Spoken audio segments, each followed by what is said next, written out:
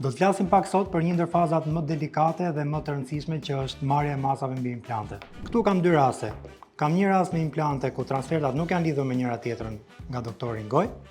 Kam dhe një rast tjetër ku transfertat janë lidhur nga doktori në gojë. Le ta afrohemi të shohim pak nga afër problematikat që na sjellin rastet kur transfertat nuk lidhen.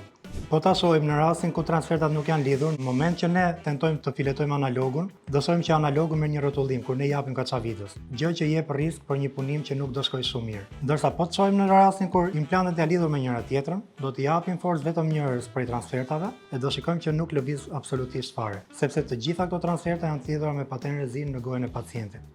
Një tregues tjetër që është mjaft i rëndësishëm është lëvizja e transfertës brenda lugës. Po ta shohim nëse lëvizim vetëm njërin nga transfertat, të gjitha transfertat të tjera do rrinë të palëvizshme. Ndërsa në rastin ku implantet janë lidhur me njëri tjetrin, në rastin e lëvizim vetëm njërin për transfertave, ato lëvizin që të gjitha në grup. Tregojnë që këto janë të gjitha të lidhura me njëra tjetrën dhe asgjë nuk do shkojë keq në këtë lloj rasti.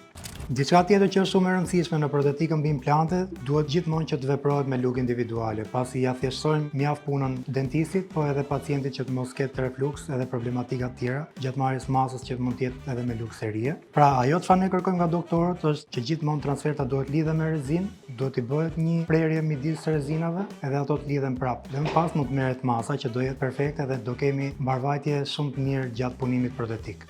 A e dëgjuat se çfarë thash? Tani besoj e dini vetë se cila është metoda që duhet përdorni, apo jo?